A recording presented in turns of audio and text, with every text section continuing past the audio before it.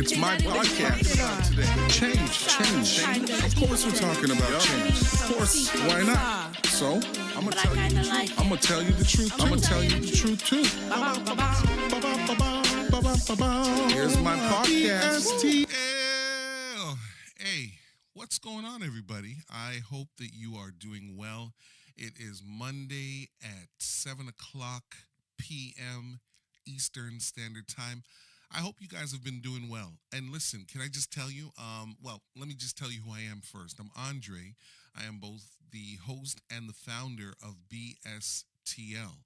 So let me tell you why I'm excited, right? So one of the things that we've been doing recently every week, just to give you a sense of where we're going and how things are going, can I tell you, BSTL is now in India.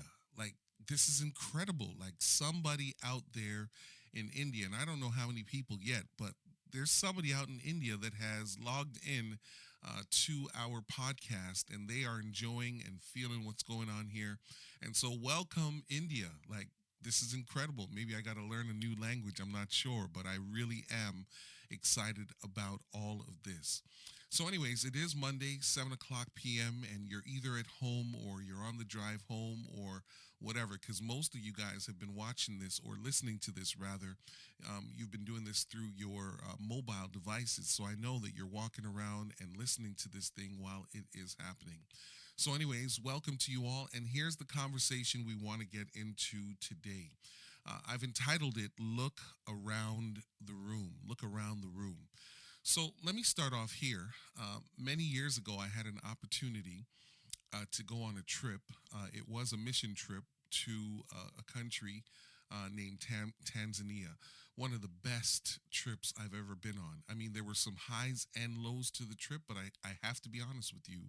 It was really like cool to be able to go to the motherland. There were a few countries that I got to pass through on the way there. And it was just fun, like to just get out of North America and see what the world looks like through the lens of other people. It was just incredible. So let me fast forward to the thing that matters, right? So what happens is that on one of the nights before it's time to come back after this very successful trip, I ended up going to see a little bit of the nightlife. So don't get nervous. I was a pastor at that time, and the nightlife was interesting. It's not like the club like over here. It's just like people go out for food, fellowship. People get all decked out, and literally all they're doing is standing around in this space, and it's just like incredible. So my eyes are like directed towards this thing that I've never seen before in terms of the machine. But what I come to find out later on is that this machine is a sugarcane press, right? So in Canada, there is no real reason to have a sugarcane press because really we don't grow it here. So that's why I didn't see it. So now that I know about it, I want to tell you a little bit something about it. So as I'm there, the guy that takes me to this place to see the nightlife and see what happens once the sun sets, he tells me, you've got to have this thing. So we go over to this sugarcane press. There's a guy that's all he's doing. He's just churning out this thing, and it's not even plugged in. So it's like manual. You've got to put the sugarcane through this press, and it spins it through. And what he does is, as it goes through the first couple of times, then he's got to twist it and bend it to get the right pressure on it as it's going through. And then after a while, he just throws it off to the side. And when I'm looking at him, I'm like, oh my goodness, how many times are you going to run this thing through this sugarcane press? Have you gotten everything out of it? Like, it's finished here.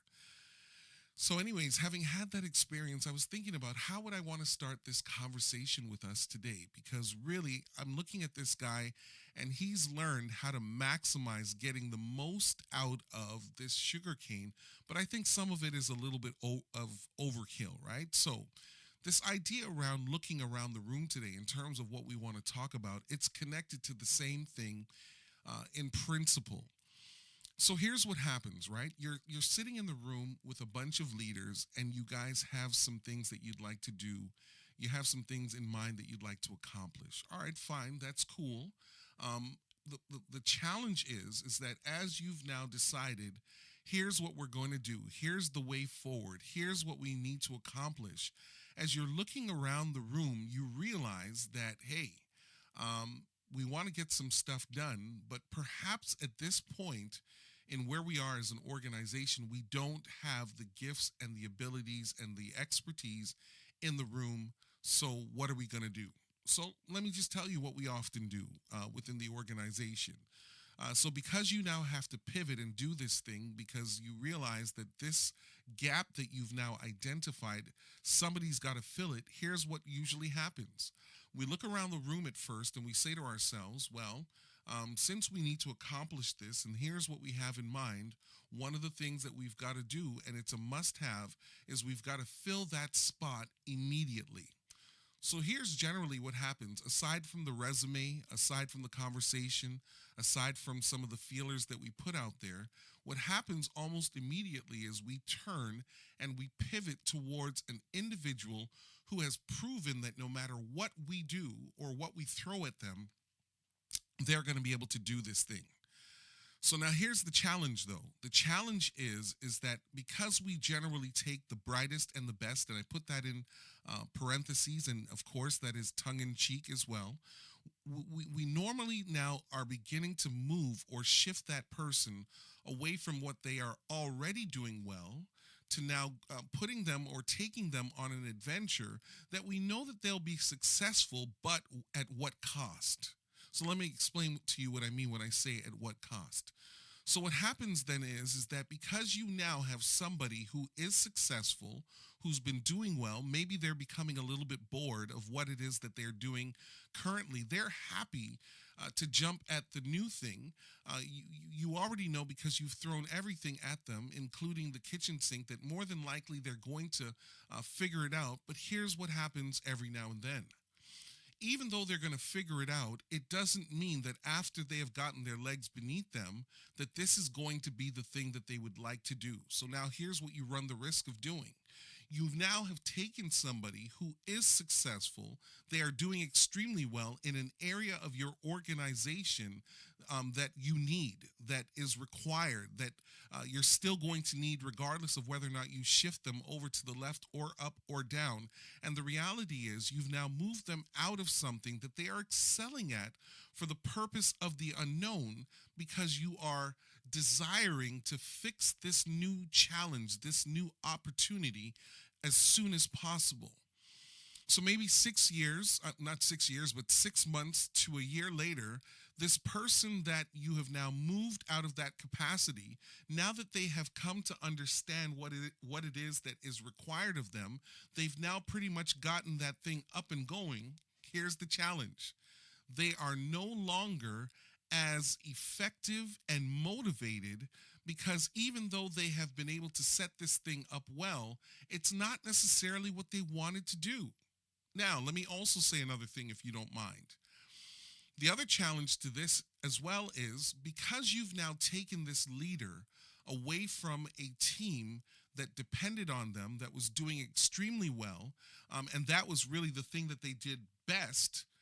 The team that you've removed them from, they are no longer doing as well, because that piece that you've now taken out of the puzzle and placed somewhere else, while they may have gotten that other thing up and going, you've now created another gap. Oh. Now, can I just say this? That's a tough place to be in leadership, because now what are you going to do? Are you going to go back and ask this person that you've now taken out of that department to go back to what they were doing before? And what if they say no? What if they don't want to go back there? And what if they now no longer are happy and motivated to doing this new thing, because they realize that while I may have set this thing up because they just don't fail at anything that they do, it's not necessarily where they want to be. So maybe this is kind of where I'm talking about this, or at least this perspective from, is that when we look around the room as leaders, I think it's okay that we don't always begin to move people around and shift people around just because we have a new need. I think that the challenge is that if we move people around to make sure that they absorb this new need that we have within the organization, we may actually be creating a dual gap, because now we've got to figure out how do we fill the spot that was working well as how do we now take this person that is no longer motivated in the new thing that they are doing? What do we do with them? Because remember, they were happy before, they were productive before, they motivated before, but now they've become quiet and a little bit withdrawn because they realize they jumped too quickly at the carrot that we put in front of the horse. And then this reminds me, years ago, I was working in a different space, and one of the leaders, I mean, this woman was incredible at everything she did. She was dependable. She was consistent. She was a self-start. I mean, she was everything, right? I'm not trying to make her perfect, but she was close to being perfect. And we had some decisions to make within the leadership team, and we decided to ask her to do something that we felt as though she was ready to do. Now, the thing is, she was reluctant. And here's the other thing that I learned many years ago, that sometimes people will say yes to you as the leader because of your positional authority. And when I say authority, it's not that you reign over them, but sometimes nobody wants to say no to the leader, because if you say no once, they may believe that if another opportunity comes up, you may not ask them again because they've already said no once. So the thing is, she says yes, and she now begins to transition herself out of this thing that she does really well. I mean, she was excellent at this thing. So she now pivots and she moves because there's a new need that has been created by the organization as it's beginning to grow and thrive. And she begins to go into that space because she's got a lot of overlapping skills, a lot of transferable skills. So to me, I'm like, wow, this is easy. We don't have to look outside. We don't have to find somebody else. What we are looking for, it's right here, and it's right here in the room. So here's what ends up happening. She transitions into this new position, and can I just tell you, she flops. I mean, you're talking about somebody that was doing an incredible job, like absolutely incredible, but she flops. And the thing is, I have to take some personal responsibility for this, right? In order for me to be transparent with you. I don't think that it's that she flopped. I think I flopped her as her leader. Now, let me explain to you why. The reservations that she had in transitioning into this new assignment, I should have picked up on that sooner, right? So the thing about leadership is sometimes you do your best learning, not in real time, but it often happens when things are now in the rear view. So basically what ends up happening is I should have taken her no as a no the first go around. Because she was a little bit more mature and been in this area of the business for such a long time that really when she said no, I should have just taken that. But you know what? I pushed a little bit harder, and because of the relationship that we had, she said yes, I think more so because she wanted to help me, because I had given her an overall picture of why I thought she would be a big fit or a good fit for this new assignment. And the reality is she failed because I think that I failed her. So let's come back to this idea of looking around the room. One of the things that we often don't love when we look around as leaders is knowing that we are missing some key pieces and some key ingredients that are in the room. Like, the reality is, when we decide that we need to make some new changes and pivot and do some things that are a little bit different, the reality is no one wants to admit that you're going to have to delay some of the change management that is required to move the organization further ahead because you don't have those pieces in the room. But what I've come to understand is that it's okay to identify that you do have a gap, and rather than transitioning individuals who are motivated and thriving in other areas, maybe this is a good time for us to find somebody new, whether they're from a different department or from another organization or wherever they come from. It's going to be okay to bring somebody else that's new into the room, because here's the thing. when they arrive and they get into the room, not only are they bringing a new vast amount of experience and information and data that they have in their minds, and maybe even best business practices that we have yet to implement in our current context, the reality is that by them coming, they now add to a team that we should constantly be developing and growing.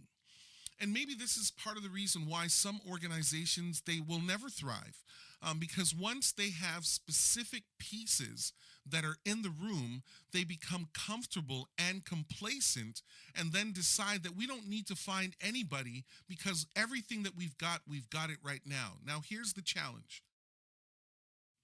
The challenge is that if you are a part of an organization that is growing and developing and thriving, the reality is you need to constantly be evaluating the room. You've got to see what you have in the room, because even though this group of individuals may be thriving and doing well, 10 years ago or even right now, in 15 years, as they begin to age and think about other things that they would like to do, the room has to change. And here's the thing, we're not changing the mission and the vision and the core values and the objectives of what the organization is. What we are changing is the individuals who sit in specific seats, because the reality is you may have a vision, a dream for what your team will look like, what the organization will be and is becoming. But the reality is, no one person or group of individuals are going to carry you all the way through this vision. And how do I know that? Well, if your vision is something that you're going to be able to accomplish in a very short period of time, then you're not really challenging yourself. You may be going with good, but you're really leaning on the area of safe.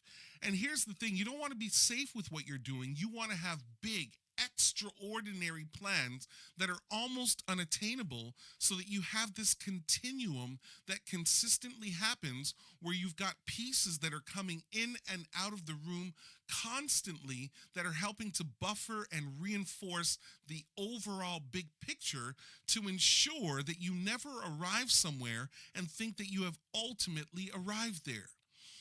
So maybe here's what I'm also saying to us. As leaders, when we look around the room, don't just fill spots based on those that are in the room.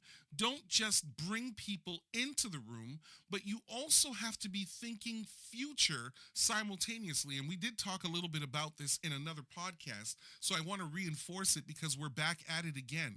Like, the reality is, you want to be able to say that I'm developing a team that has a current relevance for right now, but I'm also aware of what it is that I need to do and what will need to happen in the near future or far near future, to ensure that we don't have any hiccups or have any lag or layover, to where we lose some of the momentum that we're trying to develop, because every single time we arrive at a space where we don't have those pieces in the room, we have to stop and pause what we're doing until that new person comes into the room.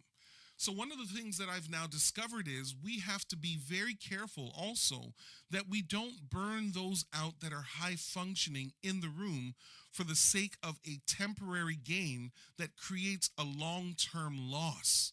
Like, we honestly have to treat people, the human resources, like they are absolutely not expendable or expendable, something like that. You know what I mean? We've got to treat people in such a way that we don't burn them out just because the vision that we have is going to cause us to use individuals at the cost of their own personal decline.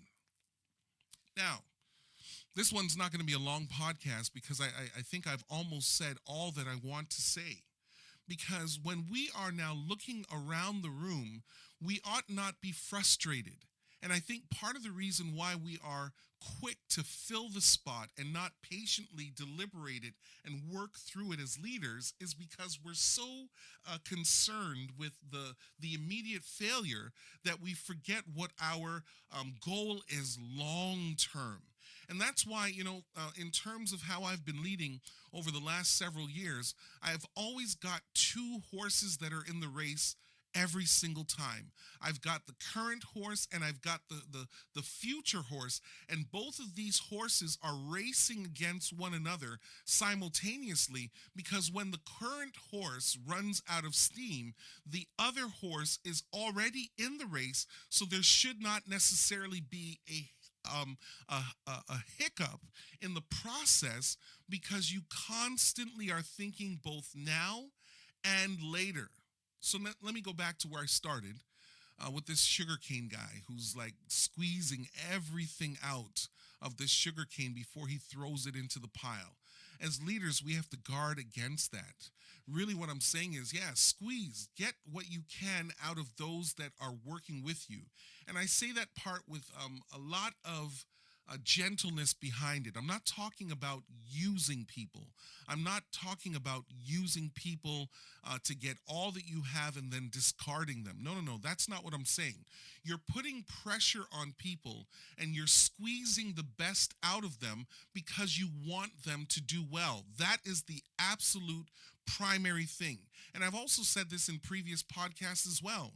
When you put pressure on people and you put the squeeze on them, if by the time you have given them all of the expertise that they now have developed and they realize that they've outgrown your organization, then let them go with the blessing if they decide to leave.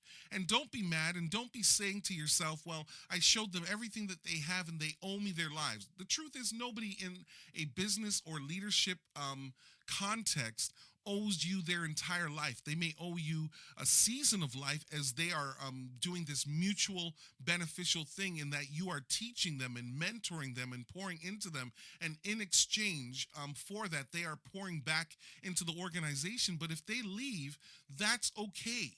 But my point in this podcast is this, that as we are squeezing the best out of people, let's not squeeze so much that we actually jeopardize what it is that we are trying to do, because they are burnt out, feeling unappreciated, feeling used, because we wanted to get down another road and we just didn't see that we had the pieces right away.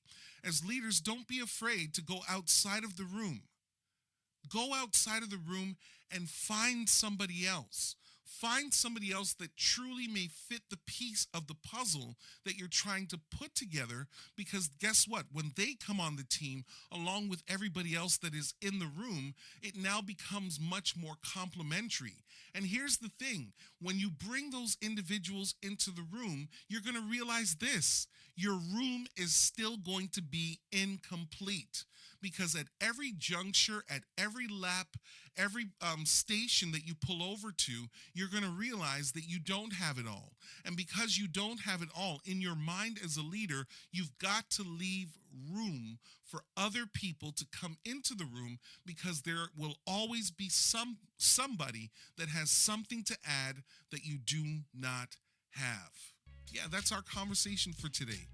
Look around the room and don't be afraid to bring somebody new into the room, which may change the group dynamics, but ultimately it pushes the organization forward. So I forgot to say it at the beginning, but I'm going to say it now. Don't forget to like, subscribe, and to share. And if you want to have a conversation with me about this, it's bstlinc21@gmail.com.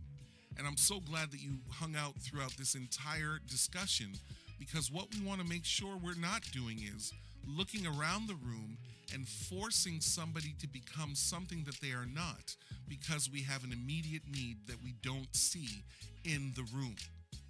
Look outside. I promise you, there's somebody that's waiting to become a part of your organization that is going to add to the great team that you already have in the room. Take care. Until next time, my name's Andre, both host and founder of BSTL. Take care.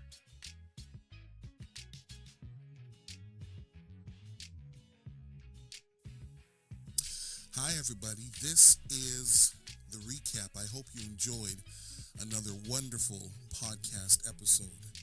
Number one, remember to assess your organization that is growing, developing, and thriving. You must continually evaluate the room to see what you have in the room. This will reveal any gaps you may have within your organization. Number two, be careful when transitioning individuals who are currently motivated and thriving in a specific area. It is better to find someone new from a different department or maybe even a different organization that may also bring a wealth of new ideas, experience, and information to add to the organization. Number three, be careful to not burn out those that are high functioning in the room for the sake of temporary gain, as this may create long-term loss and personal decline and motivation within your team.